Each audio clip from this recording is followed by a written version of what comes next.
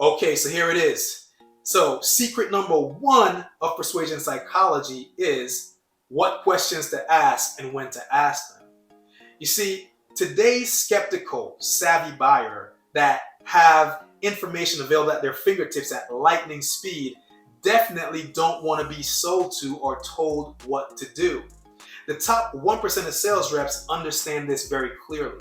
And that is that today's skeptical and savvy buyer, right? The best way to sell to this generation of buyers is to create an environment where that buyer gets the opportunity to sell and persuade themselves on why they need to buy your offer right now.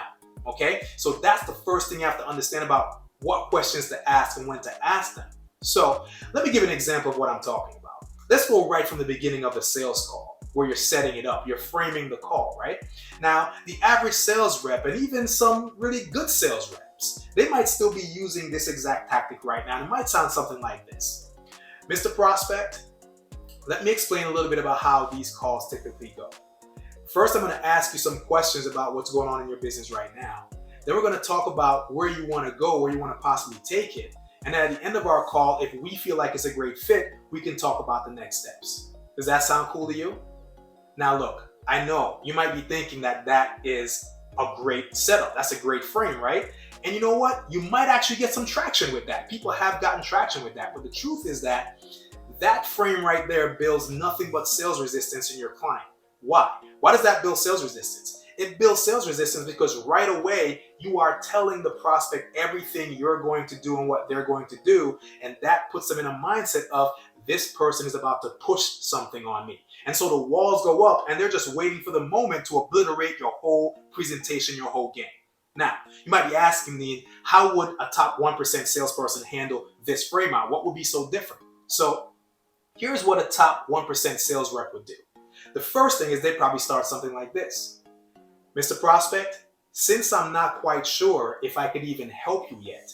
See that right there? Just the first few words out of your mouth is a game changer. Why? Since I'm not quite sure I could even help you yet, that immediately lowers sales resistance because that statement tells the prospect, this person is saying, I don't know you. I don't even know what you need. I don't even know what a good solution looks like for you yet. I need to talk to you a little bit first before I even make that determination or come close to telling you or recommending to you what I think you should do because I don't even know you.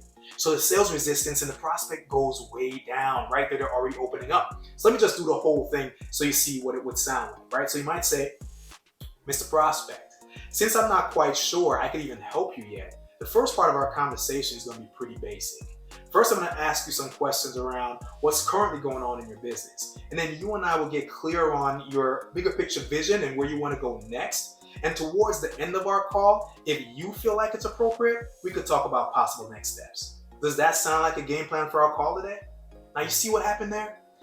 The prospect is basically in the driver's seat. I put them in the driver's seat or make them believe at least that they're in the driver's seat by giving them all the choices, right? It's like, since I'm not quite sure I could even help you yet. And then when I say towards the end of the call, I said towards the end of the call, if you feel it's appropriate, not even if I think or if we think, if you feel it's appropriate, we can talk about possible next steps. Does that sound like a game plan to you for our call today?